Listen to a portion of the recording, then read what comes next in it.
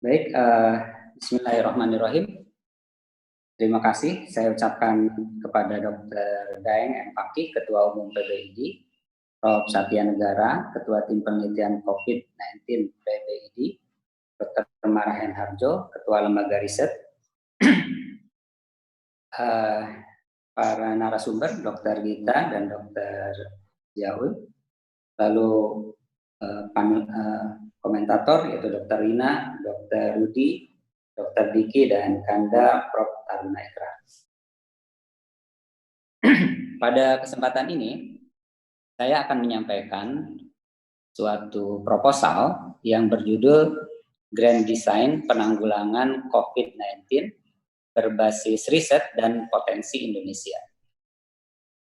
Outline-nya adalah, tentu saya akan menyampaikan latar belakang terlebih dahulu, yaitu bagaimana situasi Indonesia dan dibandingkan dengan negara Cina. Kemudian identifikasi masalah, yaitu masalah data, serta apa data yang kita perlukan untuk menanggulangi wabah. Berikutnya, saya akan menyampaikan usulan, di mana pada usulan ini saya akan menjelaskan kata kuncinya, yaitu riset dan potensi Indonesia, mulai dari mana penelitian ini dilakukan, ilustrasi riset berdasarkan wilayah, ilustrasi riset berdasarkan klaster lainnya, isu etika, dan terakhir penutup. Saya mulai dengan situasi Indonesia yang saya ambil dari covid19.go.id pada tanggal 14 Mei 2020. Secara kumulatif, kasus terkonfirmasi ada 16.000, yang dirawat 11.000, yang meninggal 1.043, yang sembuh 3.512, dan CFR, dan ini seringkali disebut sebagai naif CFR, adalah 6,5%. Nah, grafik ini banyak mendapatkan pembahasan. Kenapa? Karena beberapa waktu yang lalu, salah seorang peneliti dari Eijkman menyampaikan bahwa kurva wabah tersebut belum sesuai dengan kurva wabah standar epidemiologi. Ini dapat dilihat pada link tersebut. Berikutnya, lalu muncul pertanyaan, berapa sebenarnya angka positif dari COVID-19? Lalu muncullah berbagai pendapat, salah satunya adalah caranya dengan cara mengkoreksi berdasarkan adjusted CFR, di mana adjusted CFR ini diperkirakan 1 sampai 1,5%. Nah, jika adjusted CFR-nya 1 sampai 1,5%, maka berarti jumlah kasus COVID-19 antara 69.533 sampai 104.300. Jika data ini dianggap benar, maka kasus yang tidak terdeteksi adalah 4-6 kali kasus yang terdeteksi saat ini. Coverage pemeriksaan berarti masih di bawah yang diharapkan, dan memang ini diakui oleh tim gugus COVID saat ini. Coverage-nya masih di bawah harapan, dan sangat mungkin kurva masih dalam tren naik. Yang saya maksud dengan penyampaian data-data tadi adalah untuk menekankan bahwa data itu sangat penting. Data yang lengkap dan data yang valid itu sangat penting. Dan bagi kita, kaum ilmuwan, karena senjata kita itu adalah data, maka ketika kita berhadapan dengan data yang tidak lengkap atau tidak valid, maka kita akan merasa kekurangan senjata untuk menyampaikan informasi dan menyampaikan usulan. Mari kita bandingkan secara ekstrim dengan salah satu negara, yaitu negara Cina. Kenapa saya ambil pembandingnya adalah negara Cina? Karena pertama, Cina ini kan adalah negara tempat pertama kali wabah COVID-19 terjadi. Namun di sisi lain, kita melihat prestasi yang luar biasa dari Cina. Gambar ini paling tidak menunjukkan prestasi yang saya maksud tadi. Saya akan mencoba menjelaskannya, dan supaya kita bisa mendapat pelajaran dari apa yang sudah mereka lakukan. Yang saya tandai ini adalah timeline waktu, dimulai dari waktu dari penemuan kasus yang pertama sampai jurnal ini dipublikasikan pada tanggal 11 Februari 2020. Kemudian sumbu Y-nya adalah jumlah kasus. Saya ingin para peserta semua memperhatikan bagaimana poin-poin ini ya berjalan dengan sangat cepat. Jadi pada hari ke-0 ditemukan 4 kasus yang tidak biasa pneumonia, dan pada hari pertama langsung kasus ini dilaporkan ke CDC lokal di Wuhan.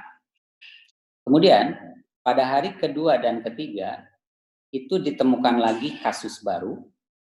Pada hari keempat sudah dilakukan active case finding di Wuhan, di kota Wuhan ya. Kemudian pada hari kelima langsung mereka lapor ke CDC Cina dan WHO. Pada hari ke-6 pasar Huanan Seafood itu ditutup. Pada hari ke-12 new coronavirus diidentifikasi. Jadi pada hari ke-12 sejak kasus ditemukan. Pada hari ke-17 sekuensnya diketahui, dan sehari kemudian kit diagnostiknya sudah diproduksi. Kemudian pada hari ke-28 dilakukan lockdown atau shutdown terhadap kota Wuhan, dan pada hari ke-29 dilakukan shutdown terhadap 15 kota yang lainnya. Lalu setelah itu dilakukan yang namanya tradisional public health outbreak response tactic, yaitu cara tradisional untuk menghadapi wabah, yaitu isolasi, karantina, social distancing, dan community containment. Kita lihat bahwa pada area merah itu adalah area persiapan di mana Cina tidak melakukan intervensi yang terlalu kuat, sementara yang saya beri garis biru adalah waktu ketika mereka melakukan intervensi yang sangat kuat. Kita lihat sekarang hasilnya. Hasil dari intervensi yang tidak terlalu kuat adalah 2 minggu kemudian kasusnya sangat meningkat. Ya. Tapi setelah dilakukan intervensi yang cukup kuat, beberapa minggu kemudian kasus baru COVID-19 kemudian terlihat menurun. Oke. Jadi pelajaran apa yang kita peroleh dari cerita tadi? Yang pertama memang Cina mengakui mereka belajar banyak dari wabah sebelumnya, yaitu SARS. Untuk SARS mereka berhasil mengatasi wabah, namun untuk COVID-19 mereka secara timeline itu lebih cepat dibandingkan dengan penanganan wabah terhadap SARS dari segi timelinenya. Berikutnya, Cina melakukan pendekatan tradisional textbook menghadapi wabah, yaitu social distancing, isolasi, karantina, dan community containment. Wabah diatasi dalam tanda kutip dalam 3 bulan. Nah, yang ingin saya sampaikan di sini adalah ada kerjasama yang baik antara ilmuwan dengan kebijakan.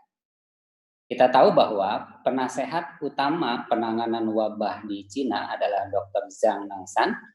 Dia adalah seorang epidemiolog yang juga terlibat dalam penanganan wabah SARS. Kemudian ilmuwan juga secara aktif terlibat dalam penanganan wabah. Tadi kita melihat adanya temuan new coronavirus ditemukan oleh ilmuwan Cina, sequencing dilakukan oleh ilmuwan Cina, kit diagnostik juga ditemukan oleh ilmuwan Cina, yang pada saat SARS itu semuanya tidak dilakukan oleh ilmuwan Cina, tapi dilakukan oleh ilmuwan dari WHO. Lalu saya pada tanggal 26 April mencoba untuk mengecek berapa banyak artikel publikasi yang dihasilkan oleh ilmuwan Cina dengan menulis COVID pada judul dan China pada afiliasi. Nah, itu diperoleh lebih dari 1.400. Nah, jadi semuanya itu terkait dengan data. Kurva epidemiologi di Cina yang sangat terkenal tadi, itu diperoleh dari data yang lengkap. Publikasi juga diperoleh dari data. Kebijakan yang dilakukan oleh Cina juga bersumber dari data, dan evaluasi yang dilakukan juga berdasarkan data. Gitu. Jadi identifikasi masalahnya adalah Indonesia memerlukan data yang lengkap dan valid. Namun di sisi lain tantangannya adalah prestasi ilmiah kita juga tidak ya dibandingkan dengan Cina jauh, karena Cina ada di peringkat 2, sementara kita berada di peringkat 44 publikasi ilmiah di bidang kedokteran. Jadi selama wabah COVID dari bulan Maret sampai hari ini, ada 14 publikasi yang terindeks di PubMed. 14 ini syaratnya adalah penulis utamanya dari Indonesia dan penelitiannya di Indonesia. Maaf, penulis utamanya Indonesia. 14 ini serial kasus ada 4, literatur review ada 4, meta-analisis ada 4, diantaranya yang punya Dr. Gita dan sahabat tadi, dan correlation study ada 2. Nah, mungkin muncul pertanyaan. Dalam proposal ini, kami mengajukan grand design penanganan COVID berdasarkan riset dan potensi Indonesia. Tapi di sisi lain, prestasi kita di bidang riset seperti ini, atau di bidang publikasi seperti ini. Mungkin itu sebuah pertanyaan. Tapi kalau kita melihat dari sisi positif, justru seperti yang tadi disampaikan oleh Bapak Ketua Umum, justru saat inilah kesempatan bagi ilmuwan untuk memberikan sumbangsi untuk negara ini. Jadi mari kita bangkitkan riset, kita semangat untuk melakukan riset, tentu riset yang valid, kemudian kita lakukan publikasi, dan kita bicara berdasarkan data untuk memberikan masukan-masukan bagi kebijakan yang akan diambil oleh pemerintah. Apa data yang kita butuhkan? Mengambil dari Arnott itu basic reproduction number, itu paling tidak dipengaruhi oleh 3 komponen, yaitu time, effectivity, dan kontak. Maka yang kita perlukan adalah time. Jadi kalau kita mau wabah ini menurun, maka durasi kemampuan penularannya harus diturunkan. Yang dilakukan adalah seperti ini, early diagnosis dan early intervention. Kita juga harus menurunkan efektivitas kemampuan penularan dengan cara pola hidup sehat, penggunaan APD oleh masyarakat maupun tenaga medis, menurunkan kontak atau jumlah kontak yang terjadi dengan cara physical distancing, karantina, community containment. Nah, lalu apa yang kami usulkan? Yang kami usulkan adalah grand design penanggulangan wabah COVID-19 berbasis riset dan potensi Indonesia. Yang dimaksud berbasis riset adalah riset yang holistik, yaitu prevalence study, tracing study, kemudian dilanjutkan dengan diagnostik dan etiologic study, lalu juga secara dilanjutkan dengan treatment study, prognostic study, dan patofisiologi study, serta kebijakan kesehatan. Sementara yang dimaksud dengan potensi Indonesia adalah para ahli yang dimiliki oleh Indonesia. Kita punya banyak sekali sebenarnya ahli yang dapat membantu penelitian. Kemudian sumber daya alam Indonesia yang sangat kaya. Produk Indonesia, misalnya kita tahu minggu lalu dari UGM dan UNER dan Hepatika membuat RI-GHA, lalu dari UNPAD dan dari ITB juga membuat kits diagnostik, maka itu adalah kesempatan bagi kita untuk mengendorse produk Indonesia di dalam penelitian. Kemudian sumber dana Indonesia dan juga kita ingin mengoptimalkan kearifan lokal yang dimiliki oleh Indonesia. Nah, masalahnya adalah medan perang manakah yang mau kita lakukan? Karena medan perangnya sangat luas. Kalau mulai dari kiri, kita bisa mulai dengan orang dalam risiko, OTG, ODP, dan PDP. Kita bisa diskusikan sebenarnya COVID ini lebih baik kita awalinya itu dari mana? Apakah dari PDP, ODP, OTG, atau ODR? Dan kita lanjutkan risetnya ke arah depan. Lalu, atau misalnya apakah COVID ini adalah suatu jenis penyakit yang kita tunggu saja, kemudian kita diagnosis, lalu kita lacak. Nah, ini perlu kita diskusikan sebenarnya jenis penyakit seperti apakah COVID ini. Apakah harus dikejar, mana yang positif, gitu kan, atau kita tunggu. Berikut ini adalah ilustrasi riset, ya. Dengan ilustrasi ini adalah wilayah, jadi penelitiannya dilakukan di sebuah wilayah, dan ODR dalam arti semua penduduk di wilayah tersebut patut diduga COVID. Jadi sekali lagi, ini di suatu wilayah dan orang atau penduduk di wilayah tersebut kriterianya kita anggap semuanya patut diduga COVID. Karena itu tergantung dari kriteria patut diduga. Misalnya ini Ternate di Maluku Utara, jumlah penduduknya 128.000 jiwa. Nah, bagaimana proses penelitian dilakukan? Berikut adalah salah satu skenarionya. Dengan prevalence study, kita akan melakukan pemeriksaan PCR dengan unit pemeriksaan individu atau pool test tergantung dari dana misalnya, dengan total sampling 128.000. Kemudian, ini yang kami maksud sebagai penelitian yang terpadu. Saat ini, kalau ada kegiatan melakukan pemeriksaan swab, itu hanya dilakukan pemeriksaan swab saja, tanpa diikuti dengan penelitian diagnostik study. Padahal ini adalah kesempatan yang bagus, supaya kita bisa memproduksi juga penelitian diagnostik. Yang saya maksud dengan penelitian diagnostik adalah satu, kita melakukan penelitian diagnostik terhadap beberapa rapid test. Sehingga kita bisa membandingkan nilai diagnostik dari rapid test tersebut, dan kita bisa menstratifikasi berdasarkan orang dan berdasarkan waktu. Konsep gejala. Melalui penelitian ini, selain mengetahui nilai diagnostik dan perbandingan nilai diagnostik, kita juga dapat mengetahui kapan waktu terbaik untuk melakukan pemeriksaan rapid test. Dan penelitian diagnostik bukan hanya itu.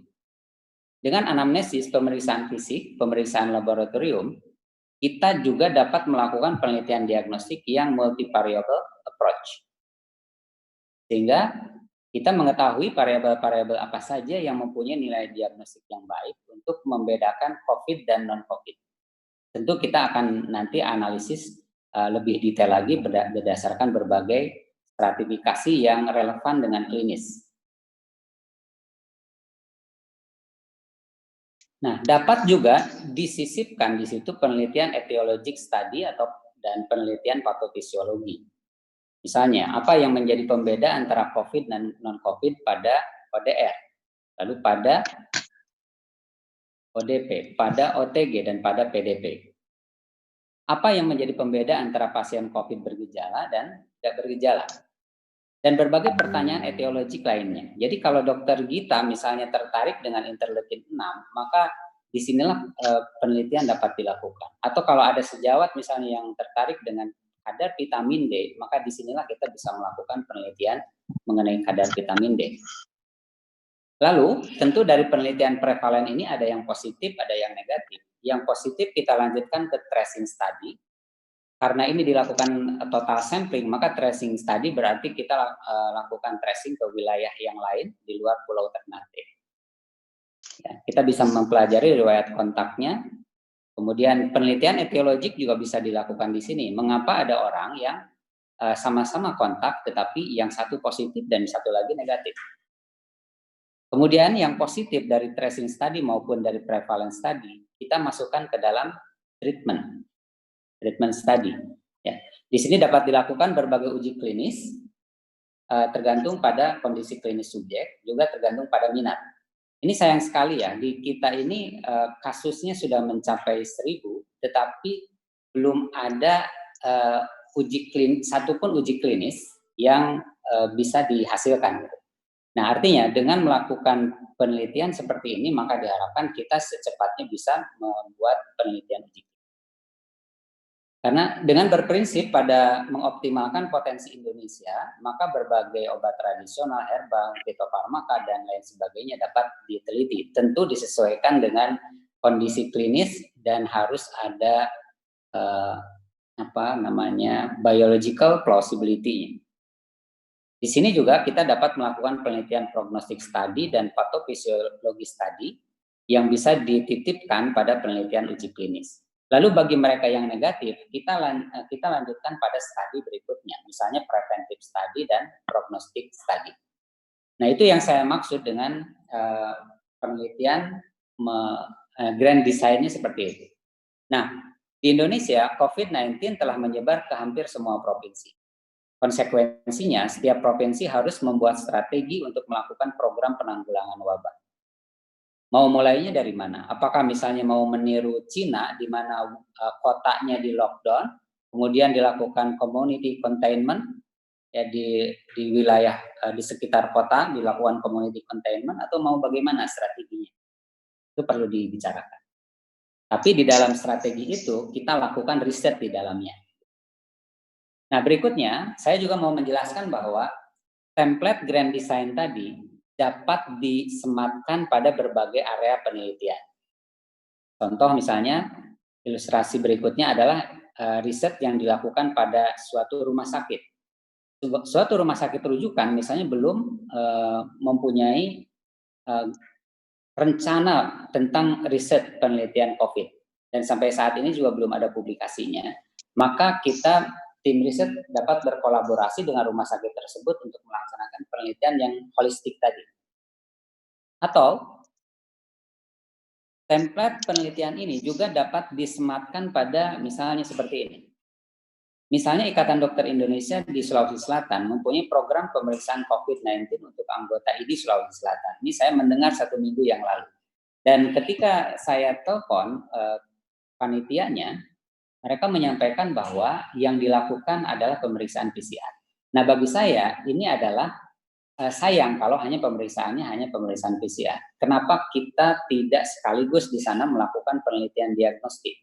Kenapa tidak sekaligus melakukan penelitian etiologi? Kenapa tidak sekaligus melakukan treatment? Gitu ya. Lalu, misalnya ada sebuah perusahaan, ada tren perusahaan-perusahaan melakukan screening COVID menggunakan rapid test misalnya. Nah, di situ juga sayang juga kalau hanya rapid test aja yang dilakukan. Tentu kalau tim ID ini bisa masuk ke situ, maka akan bisa melakukan penelitian yang outcome-nya lebih baik dan lebih kaya. Contoh lain adalah ilustrasi riset yang kelima ini. Saya mendengar bahwa tim penelitian dari UGM akan melakukan penelitian seroprevalent COVID-19 di Yogyakarta. Tim riset bisa berkolaborasi dengan tim penelitian tersebut untuk melaksanakan penelitian yang lebih holistik lagi. Nah, tentu ada isu etika, ya. Isu etikanya adalah mungkin aspek ilmiah, vulnerable subject. Perlukah penelitian yang sama dilakukan di berbagai tempat? Untuk aspek ilmiah penelitian, kita akan berusaha sebaik mungkin dengan melibatkan berbagai ahli, ya baik itu ahli substansi, ahli etika dan metodologi. Yang subjek mungkin merupakan subjek vulnerable, namun manfaat penelitian ini memang diperuntukkan untuk mereka baik secara langsung maupun tidak langsung. Beberapa penelitian mungkin tidak perlu dilakukan berulang di berbagai wilayah jika pertanyaan penelitiannya telah terjawab. Penelitian yang tetap berjalan adalah penelitian yang wajib terkait dengan penanganan wabah, yaitu active case finding. Dan tentu saja penelitian ini harus mendapat persetujuan dari komite etik. Terakhir adalah manfaat. Kalau kita melakukan penanggulangan wabah berbasis bukti, maka data yang diperoleh akan lengkap dan valid. Data dapat dijadikan sebagai dasar kebijakan. Data juga dapat dijadikan sebagai evaluasi atas kebijakan. Dan hasilnya itu lebih sustainable. Kemudian bisa menjadi model penanggulangan wabah di masa yang akan datang.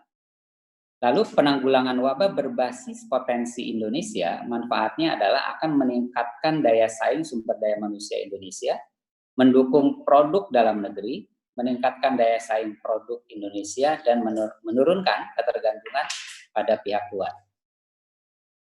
Sebagai penutup, sejauh ini saya telah menyampaikan latar belakang, identifikasi masalah, usulan, serta manfaatnya. Usulan ini tentu baru tahap grand design, namun justru grand design harus dikritisi atau dibahas terlebih dahulu sebelum membahas aspek-aspek yang lebih detail. Terima kasih. Presentasi ini dapat diunduh di link ini. Wassalamualaikum warahmatullahi wabarakatuh. Waalaikumsalam warahmatullahi wabarakatuh.